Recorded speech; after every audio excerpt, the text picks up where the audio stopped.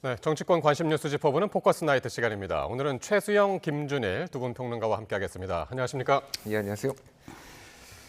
네, 이 김경수 전 경남도지사 복권 여부를 놓고 야당이 아니라 여권 내에서 갑론을박이 이어지고 있습니다. 한동훈 대표가 복권에 반대하는 것으로 전해지는데 먼저 한동훈 대표 측 입장 직접 듣고 오겠습니다. 한 대표는 보도를 보고 알았어요. 미리 알려준 게 아니라 네. 심사위원회에서 김경수 전 지사를 포함시키려고 한다라는 보도가 나온 다음에 당과 법무부 쪽에 이게 좀 부적절한 게 아니냐, 용산과 예. 그쪽에다 연락을 한 걸로 알고 있습니다. 여러 차례 연락을 한 걸로 알고 있는데 당원 게시판에 뭐 하루에 수천 건의 어떤 그 반대 의견이 올라오고 당원들이 펄펄 뛰고 있는데 예. 이 부분에 대해서 당으로서 의견을 전달하는 것들을 너무나 당연한 거고요. 네, 이렇게 김종혁 최고가 한 대표가 김경수 전 지사 복권을 알게 된 경위, 또 시간, 용산의 반대 입장을 표명한 사실, 또 당내 분위기 등을 이제 전했는데 일단 여당 대표가 사면 복권과 관련해서 반대를 하는 건 좀 이례적인 일 아닙니까? 상당히 이제 이례적이죠. 네. 사실 뭐 그동안 뭐 사면 복권 대통령의 권한이니까 이제 야당 입장에서는 이제 여러 가지 논평도 할 수 있고 요구도 할 수 있었고 또 반대도 할 수 있었는데 여당 대표가 한다는 게 좀 이례적이고 사실 네.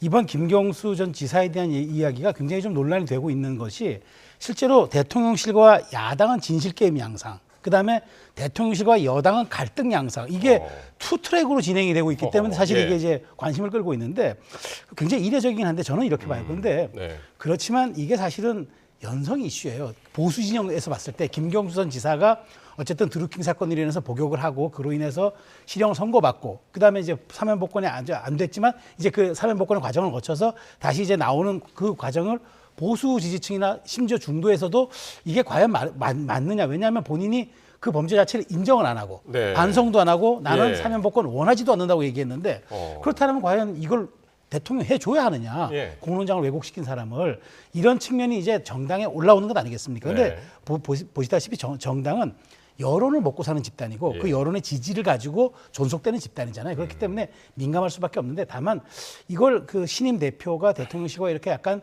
표면적으로 부딪히는 것, 내부적으로 내재적으로 예, 어떤 예. 조율하는 게 아니라 이게 굉장히 이례적인 건데 아하. 어찌됐건 지금 이런 부분에 대해서 언론의 관심이 쏠리고 있으나 저는 이 자체가 보수 진영 전체의 파이로 봤을 때는 나쁘지 않은 연성 이슈이기 때문에 예. 오히려 부딪혀도 크게 부담이 없는 그런 어떤 전선이 될 수 있다라고 저는 분석합니다. 예. 부딪힐 수는 있는데 표면화된 것이 좀 문제다. 그렇게 보고 계시고요.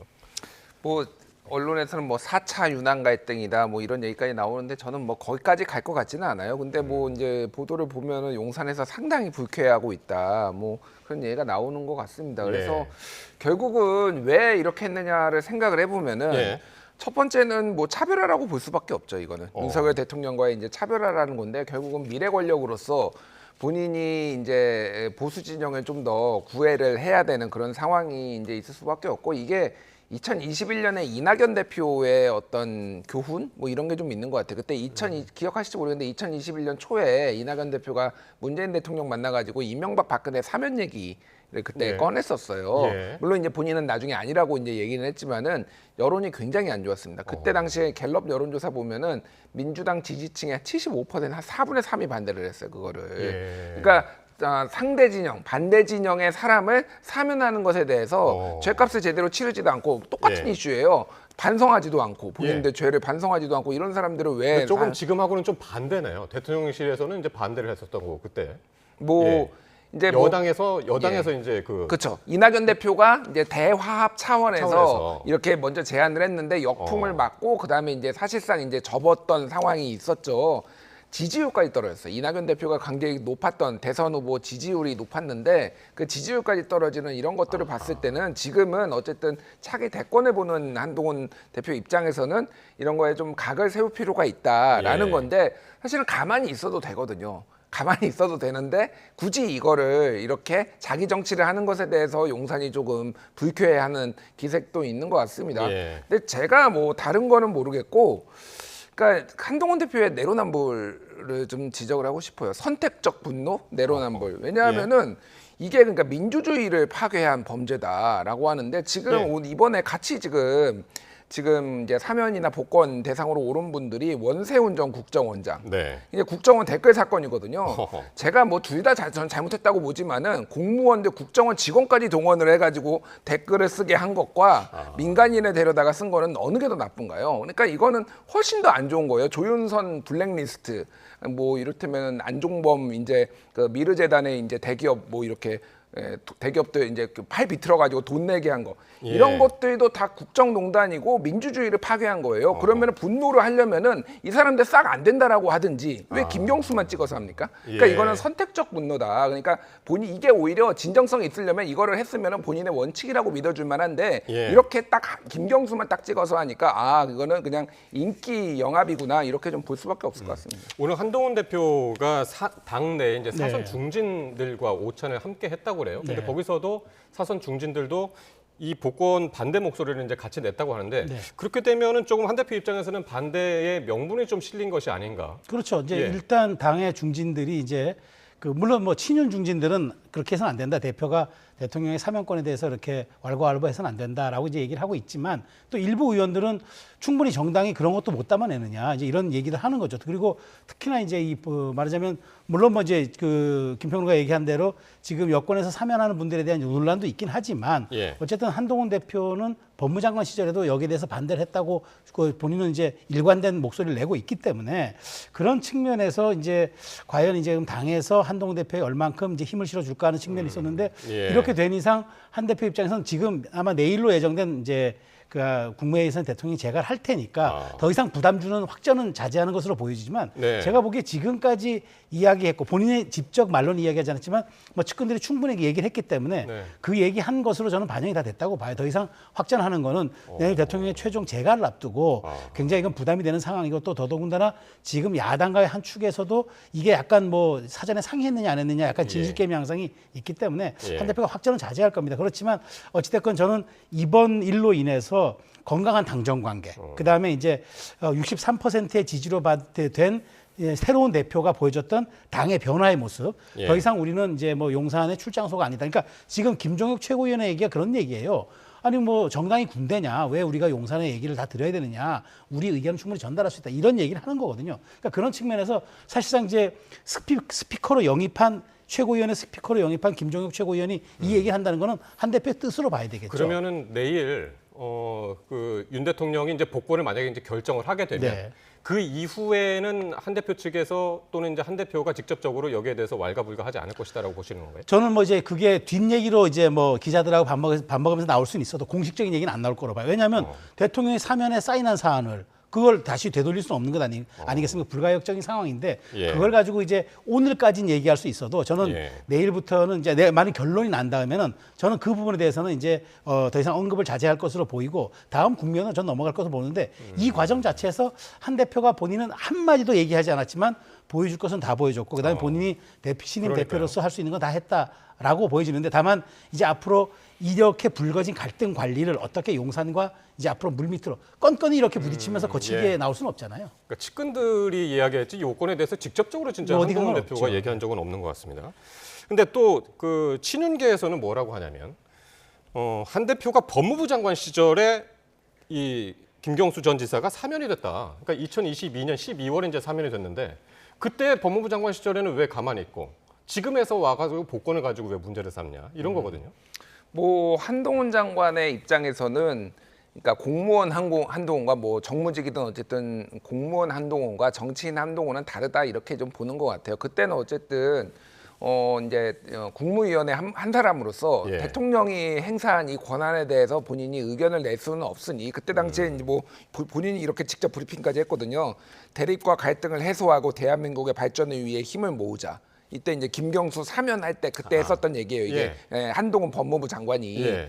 그러니까 사실 좀 이상하죠. 어떻게 보면 이상한데. 그냥 그때는 장관으로서 할 수 있는 얘기를 했다. 예, 뭐 그렇게 이제 뭐 보일 여지도 있습니다. 사실 거기에서 그럼 장관이 저는 이거 받을 수 없습니다. 이렇게 뭐 분기탱천해서 나올 수는 없는 거잖아요. 그러니까 뭐 어느 정도 이해가 되는 부분도 있기는 예. 합니다. 하지만은 상황에 따라서 좀 입장이 너무 바뀌는 거 아니냐 뭐 이런 평가들도 좀 나오는 것 같고 사실은 그때 이후에 그러면은 한 번도 얘기를 안 했거든요. 이 사면에 대해 김경수의 사면에 대해서 물론 이제 뭐 말할 타이밍이 없었을 수도 있지만은 예. 이거를 정치적으로 저는 많이 이용하고 있다 이런 예. 생각이 많이 들어요. 그리고 그 진정성에 대해서는 아까 말씀드렸듯이 정말로 본인이 원칙과 소신 예를 들면은 뭐 패스트트랙 공소에 대해서도 이거 취하해달라고 하는 게 문제가 있다라고 얘기를 한 것도 본인의 원칙이라고 얘기하잖아요. 그러니까 예. 원칙을 지키는 정치인이라고 얘기를 하는 이미지를 만들려고 제가 보기엔 그렇게 이제 만드는 것 같은데 그 원칙이 그러니까 보수한테는 적용이 안 되고 뭐 네. 이쪽에는 적용이 되고 그런 거 아니냐 좀 이런 의문이 남는 거죠. 근데 한동훈 대표는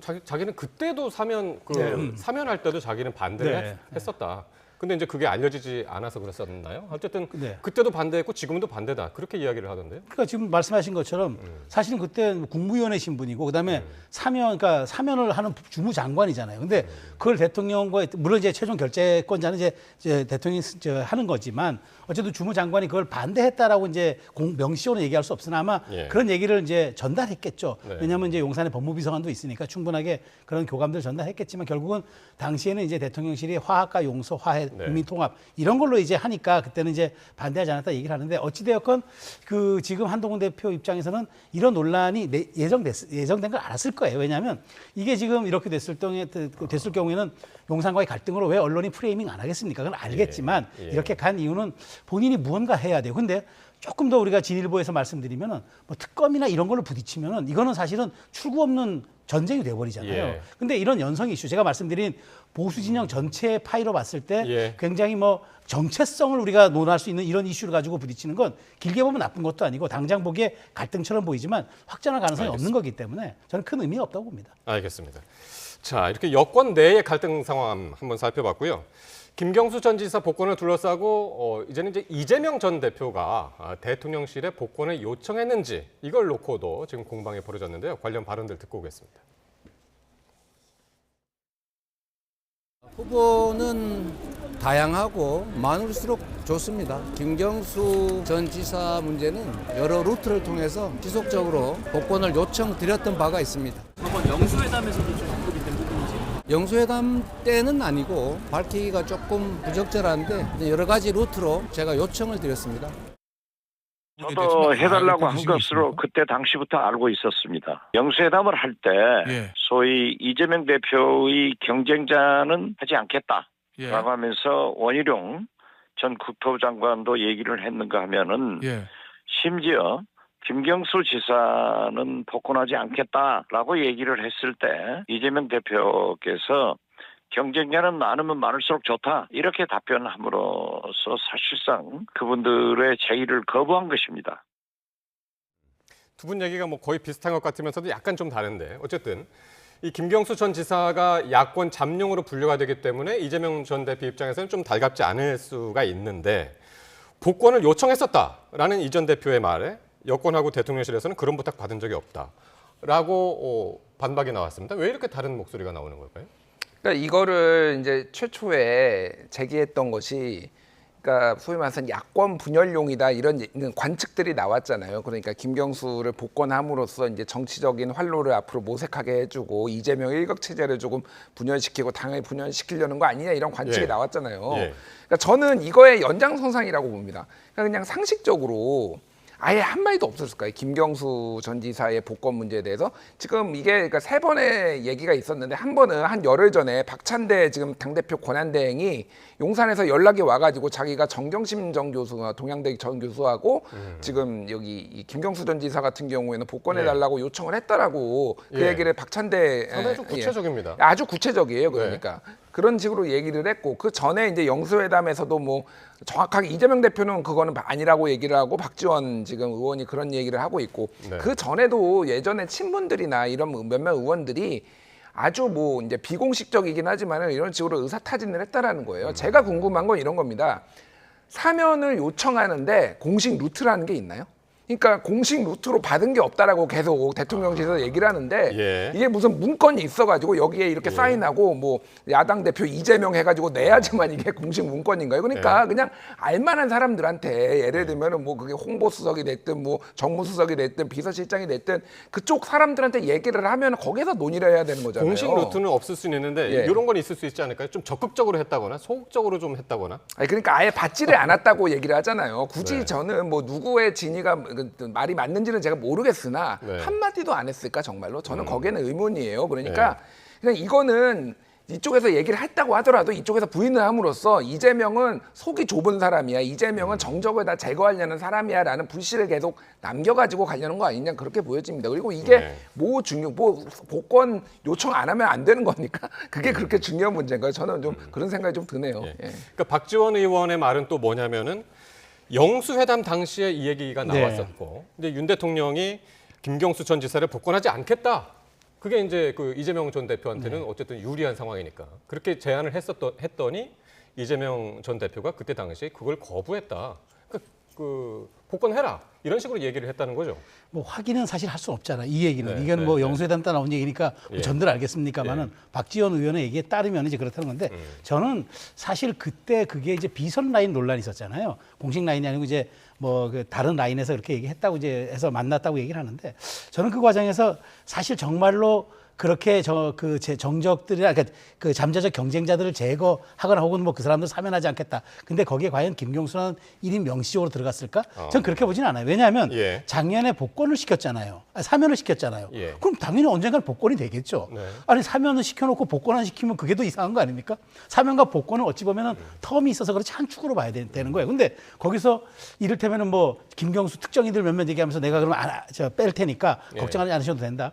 그렇게 사실은 1차원적인 얘기 저는 오가쓰리라 생각하지 않습니다. 왜냐하면 그러니까 대통령실에서 그랬죠. 그러니까 그때 사면할 때도 총선 때문에 그렇죠, 오히려. 총선을 좀 계산해서 이게 정치적으로 비칠까 봐. 오히려 총선 네. 전에 해버리면 마치 네. 이제 PK 지역에 영향력 있는 김경주 지사 거기서 역할을 하게 해가지고 네. 나중에 발판을 마련해주는 그래서 오히려 오해를 빚게 되는 게 있어서 총선 이후로 갔다 그럼 총선 네. 이후로 가면 8.15밖에 없는 거잖아요. 그래서 저는 사실은 이렇게 저는 박지원 의원님께서 굉장히 많은 이제 그 정치 구단이라고 얘기하는데 제가 정확하게 야구로 비유하면 타율이 3할이 안 되는 것 같아요. 정타가 많이 부족하는 것 같아서 그런 부분에 대해서 저희들이 사실은 뭐 일일이 확인할 수 없어서 예. 그런 얘기를 하는 건 좀 적절하지 않습니다만은 여하간 뭐 굳이 말한다면은 이제 호사가들의 이야기 정도를 저렇게 명백한 팩트처럼 얘기하는 건 조금 좀 무리가 있다고 봅니다. 예.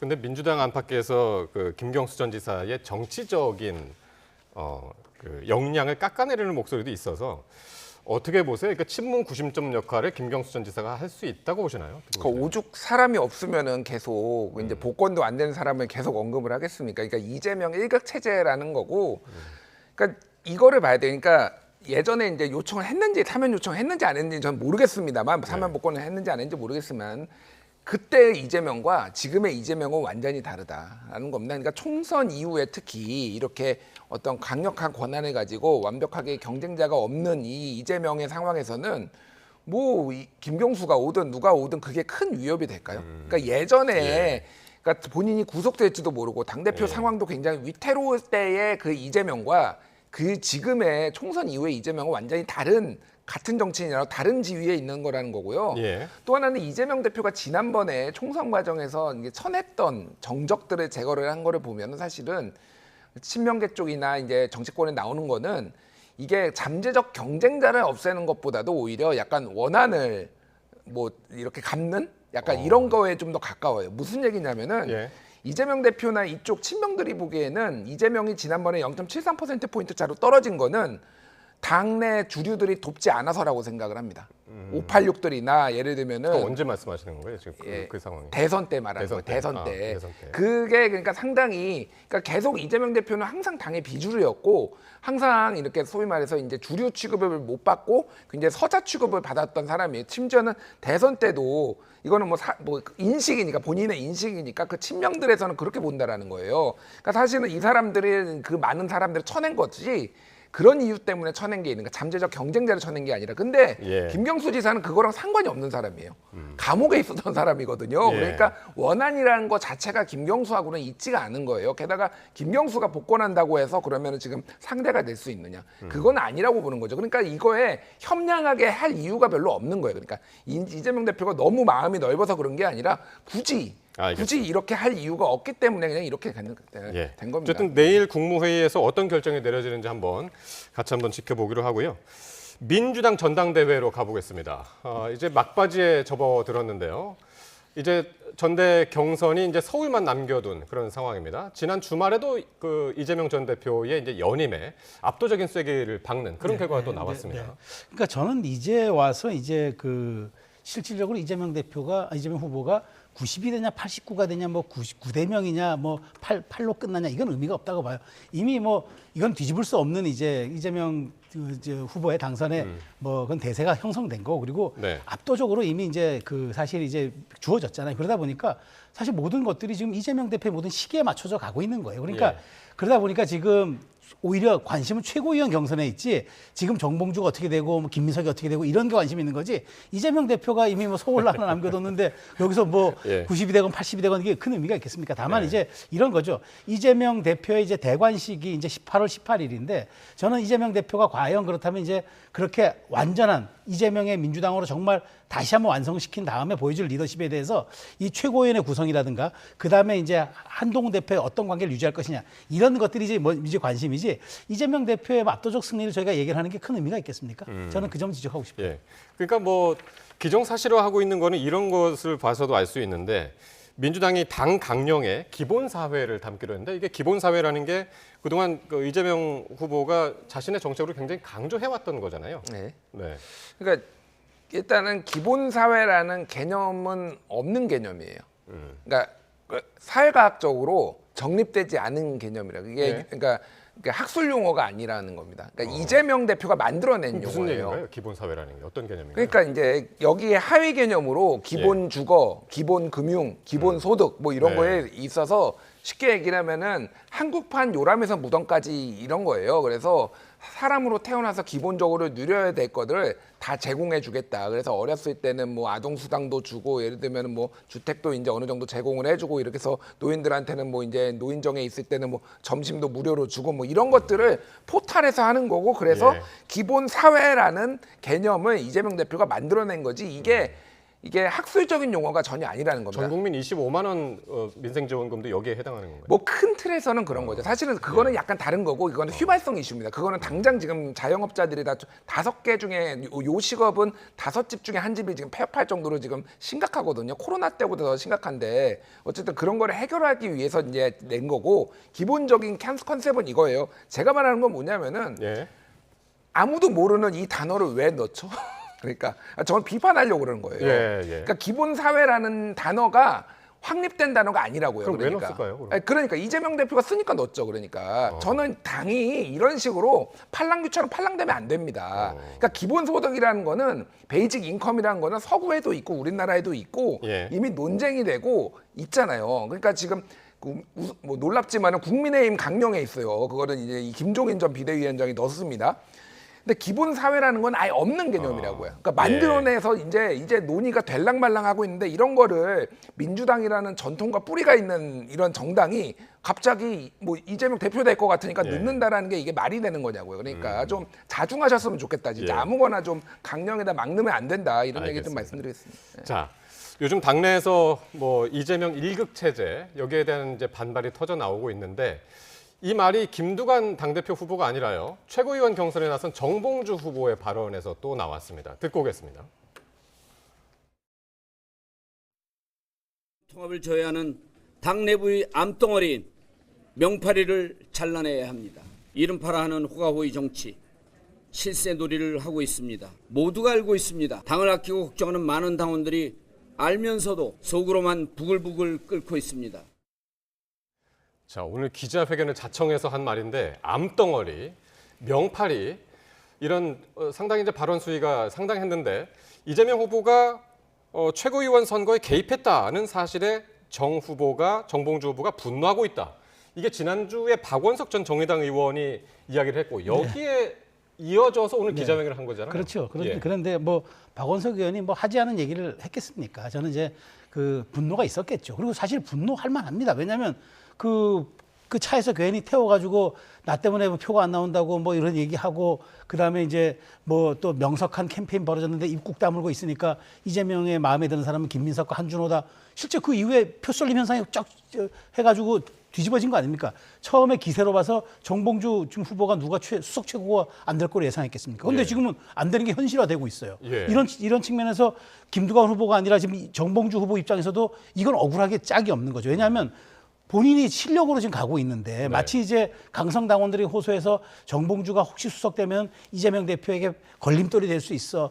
우리가 조심해야 돼. 이렇게 지금 전달되고 있는데 그럼 억울하지 않겠습니까? 다만 예. 저는 제가 여기서 주목하는 거는 왜 지금 막판에 이렇게 강하게 발언했느냐. 정면 돌파하는 거라고 봐요. 그러니까 차라리 이제 내가 무릎 꿇고 이제 아마 오늘 이제 어저께 얘기했던 게 이 명팔이 잘라내야 한다는 이 발언을 예. 아마 오늘 무슨 뭐 본인이 이제 기자회견 한다고 얘기했는데 이 얘기를 한 거예요. 예, 그러니까 예. 예고한 대로 저도 어제 예상했지만 굉장히 세게 나갈 거라고 저는 봤는데 예. 정면 돌파한 겁니다. 그래서 저는 이렇게 해서 만일 5명의 최고위원회에 들어간다 그러면은 정봉주 의원은 확실하게 매기 효과를 저는 보여줄 수 있을 거라고 봐요. 어느 정도 보여줄지 모르지만 예. 저는 그런 측면에서 지금 정봉주 후보가 며칠 안 남은 캠페인이지만 이 정면 돌파가 얼마만큼의 또 소구력과 호소력을 가질지 저는 그게 주목됩니다. 그런데 오늘 정봉주 후보가 명확하게 이야기를 안 한 게 이재명 파리라고는 얘기를 하는데 이재명 파리의 무리가 누군지 명확하게 얘기를 안 했거든요. 이게 누굴까요?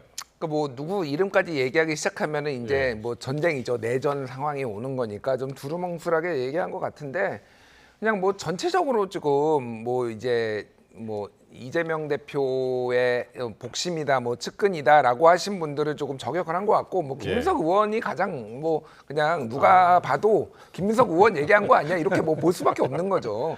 그래서 본인은 저는 아니라고 했죠. 같은 후보는 아니라고 예, 했는데. 뭐 아니라고 하지만은 그리고 지금 이제 유튜브나 이런 데서 보면은 그 예. 민주당 유튜브에서 보면은 지금 최근에 굉장히 소위 말해서 정봉주 의원이 좀 센 얘기지만 그러니까 씹히고 있습니다. 그러니까 엄청 공격받고 있어요. 그러니까 예. 그래서 이게 본인이 좀 참다 이렇게 좀 나온 것 같아요. 예. 뭐 저 다른 후보들도 지금 예를 들면은 전현희 의원 같은 경우에도 뭐 본인은 아니라고 하는데 뭐 엄청 마타도어가 많다라고 하면서 막 해명도 하고 막 그러거든요. 그러니까 막판에 좀 이게 굉장히 좀 민주당 그 최고위원이 워낙 좀 박빙이라 조금 네. 지금 그런 것들이 있는데 결국은 이게 아이러니한 게 그러니까 박용진 의원한테 수박이다 뭐 이렇게 얘기를 하고 뭐 예. 이랬던 정봉주 전 의원이 비명행사 그러니까 모든 비명이 다 이제 없어져서 비명행사의 상황에서 본인이 약간 비명 프레임 안에 들어가 가지고 이렇게 하고 있는 게 참 역사의 아이러니고 참 민주당이 참 언제 무슨 예. 일이 벌어질지 모르는구나 그런 걸 생각하게 하네요. 지난주에 박원석 전 의원이 그 정봉주 후보가 이렇게 얘기했다면서 전한 이야기가 뭐냐면 내가 들어가서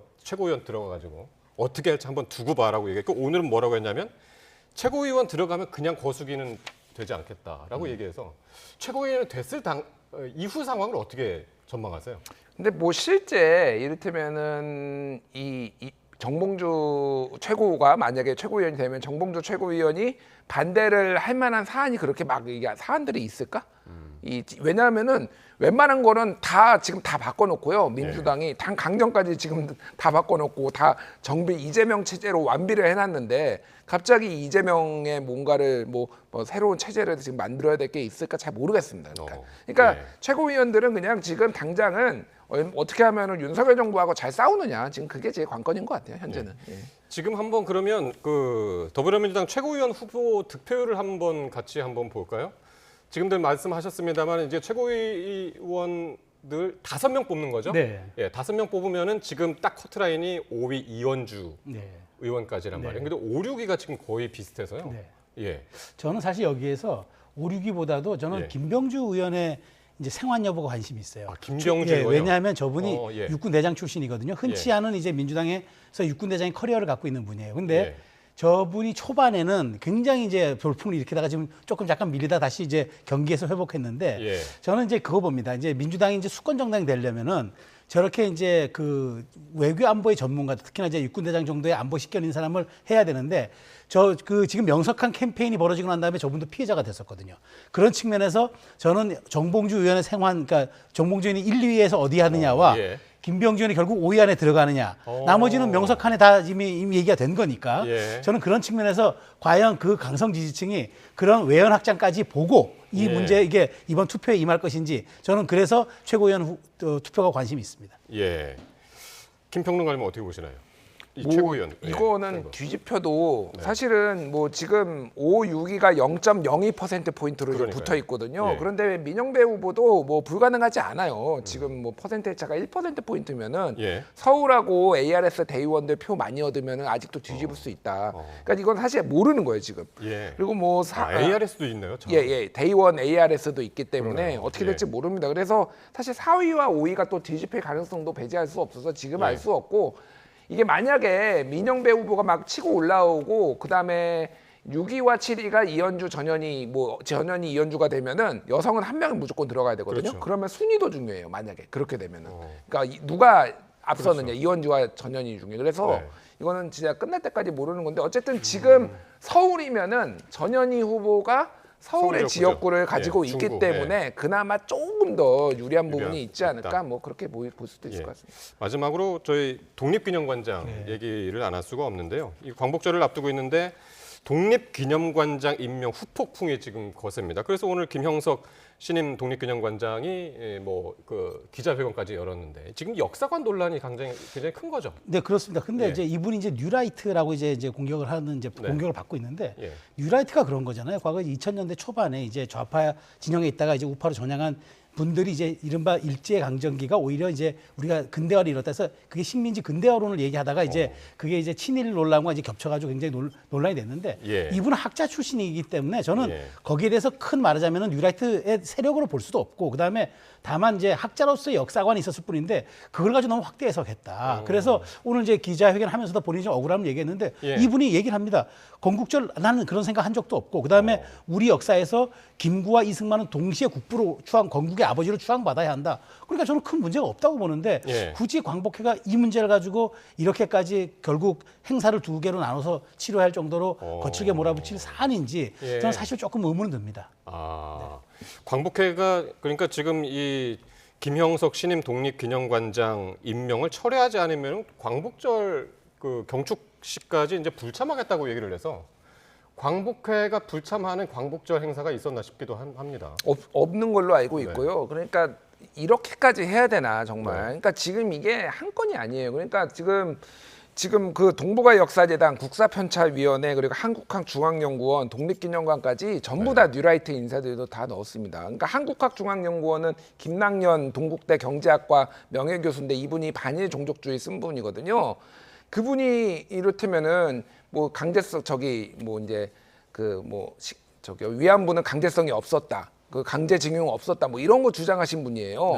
네. 그런데 이분을 이제 한국학중앙연구원에 임명을 하면 한국을 널리 알리는 거거든요. 도대체 뭘 알리나요? 그러면 위안부는 강제성이 없었다라는 거를 전 세계에 알릴 건가요? 그러니까 안 맞는 뭐 거기에 아무 관련이 없거나 이념적으로 문제가 있는 분들을 지금 다루는 거 이거 한두 건이 아니라는 겁니다. 그러니까 예. 제가 지금 윤석열 정부가 가장 큰 문제라고 생각하는 거는 불필요하게 이념 전쟁을 일으키는데 이게 정말로 예. 대통령의 뜻인지 대통령이 이렇게 일본하고 가깝거나 일본의 식민 지배를 이렇게 용인하는 그런 역사관을 가지고 계신 건지 그게 제일 궁금해요. 그러니까 왜 어느 역대 정부가 보수 정부라도 다 친일을 하진 않았거든요. 왜 이 정부만 이렇게 좀 심각하게 친일의 모습을 지금 보여주고 있고 사도광산도 거짓말하고 예. 일본을 강제 수용했다라고 얘기를 했는데 알고 보니까 그런 일 없었다고 하고 일본이 예. 거절했다라고 하고 그런 거짓말까지 해가면서 왜 이렇게 굴욕적으로 일본한테 이런 식으로 해야 되는지 저는 예. 굉장히 지금 심각한 국가의 정체성 위기라고 저는 생각을 합니다. 알겠습니다. 이 사안이 여야 간 또